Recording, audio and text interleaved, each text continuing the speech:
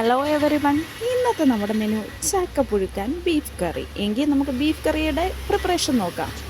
അതിന് ഞാൻ സവോള കുഞ്ഞായിട്ട് കട്ട് ചെയ്ത് വെച്ചിട്ടുണ്ട്, പിന്നെ ഇഞ്ചി വെളുത്തുള്ളി ചതച്ചും വെച്ചിട്ടുണ്ട്. അതിലേക്ക് നമുക്ക് വേവാൻ വേണ്ടി കുറച്ച് മുളക് പൊടി, പിന്നെ കുറച്ച് മഞ്ഞൾപ്പൊടിയും കൂടെ കൂട്ടി ഈ ബീഫും കൂടെ കൂട്ടി നമുക്ക് നല്ല രീതിക്ക് മിക്സ് ചെയ്യാം.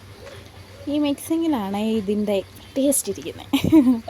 നമുക്ക് പിന്നീട് ഇതിനാവശ്യമുള്ള പൊടികളെല്ലാം ഇടാം. എന്നിട്ട് നമുക്കിതൊരു കുക്കറിലേക്ക് ഇടാം. പിന്നെ നമ്മൾ ഓയിൽ ഒഴിച്ചു കൊടുക്കുന്നുണ്ട്. കാര്യം കുക്കറിൽ നിന്ന് തിളച്ച് ആടാതിരിക്കാൻ കുറച്ച് ഓയിലും ഒരു സ്പൂണും വെച്ചാൽ മതി എന്നൊക്കെ കേട്ടു. നമുക്ക് നോക്കാം. എന്നിട്ട് അതും ഈ ഓയിലും കൂടെ കൂട്ടി നല്ല രീതിക്ക് തിരുമുന്നുണ്ട്. ഞാനിതിലേക്ക് വെള്ളം ഒഴിക്കുന്നില്ല. കാര്യം ബീഫ് വെന്ത് കഴിയുമ്പോൾ നിങ്ങൾക്ക് അറിയാമല്ലോ, ആവശ്യത്തിനുള്ള നമുക്ക് ബീഫിൽ നിന്ന് തന്നെ വെള്ളം ഇറങ്ങും. പിന്നെ നമ്മളെന്തിനാണ് വെള്ളം ഒഴിച്ച് വെള്ളപ്പൊക്കം ആക്കുന്നത്? അങ്ങനെ നമുക്ക് ഇനി ഈ കുക്കറൊക്കെ അടച്ചിട്ട് നമുക്ക് ബീഫ് വേവാൻ വെക്കണ്ടേ. അത് കഴിഞ്ഞാണ് ഇനി നമ്മുടെ ചക്കയുടെ പരിപാടി മൊത്തം കിടക്കുന്നത്. കുക്കർ അടച്ചിട്ടുണ്ട്. ഇനി ഇതേ അവിടെ ഇരുന്ന് വേവട്ടെ.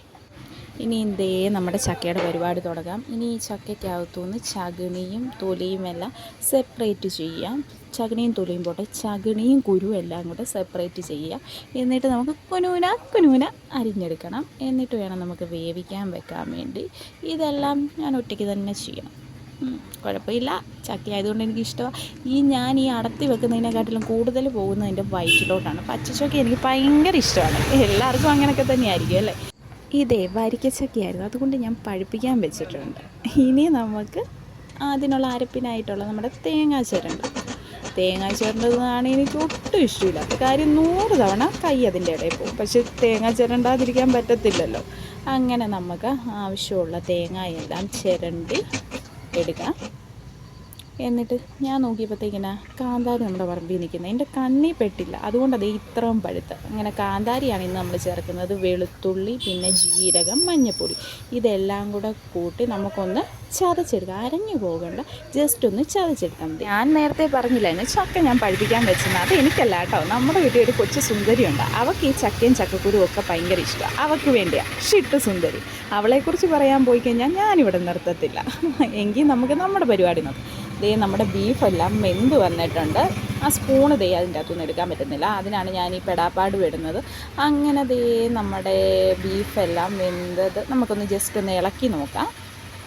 വെന്തോന്നെങ്കിലും കാഴ്ചയ്ക്ക് പോരല്ലോ, ഒന്ന് ഞെക്കി നോക്കിയേക്കാം. എങ്കിൽ ഒരു പീസ് എടുത്തു. ദേ വെന്തിട്ടുണ്ട്, നല്ല രീതിക്ക് വെന്ത്. ഇനി നമുക്കതിനുള്ള മസാല തയ്യാറാക്കാം. അതിലേക്കൊരു പാൻ വെച്ചിട്ട് ആവശ്യത്തിന് മുളക് പൊടി ഇട്ടു. പിന്നെ നമുക്ക് വേണ്ടത് മീറ്റ് മസാല, അതും കൂടെ ഇട്ട് ജസ്റ്റ് ഒന്ന് നമ്മൾ ചൂടാക്കും. കാര്യം ഇതിൻ്റെ പച്ചമണമൊക്കെ മാറാൻ വേണ്ടി. പിന്നെ ഞാൻ 2 ഏലക്കായും കൂടെ അതിലേക്ക് ചതച്ച് ചേർക്കുന്നുണ്ട്. ഇനി അത് അവിടെ ഇരുന്ന് ഒരു വിസിലടിക്കട്ടെ. ഇനി നമ്മുടെ ദേ ചക്കയെല്ലാം കൂടെ നമുക്ക് കുനൂന വേവിക്കാനുള്ളത് നമുക്ക് അരിഞ്ഞ് വെക്കാം. പിന്നെ ഞാൻ ഓർത്ത് കുറച്ച് നമുക്ക് വറുത്തേക്കുകയും കൂടെ ചെയ്യാമെന്ന്. അതിനുള്ളതും കൂടെ ഞാൻ അരിയുന്നുണ്ട്. ഈ സമയം കിട്ടുമ്പോഴല്ലേ ഇതൊക്കെ പറ്റത്തുള്ളൂ. അങ്ങനെ ദേ അതും അരിഞ്ഞു വെച്ചു. ഇനി നമ്മൾ ഈ അരിഞ്ഞ ചക്കയിലേക്ക് നമുക്ക് വേവിക്കാനുള്ള അരപ്പ് ചേർക്കാം.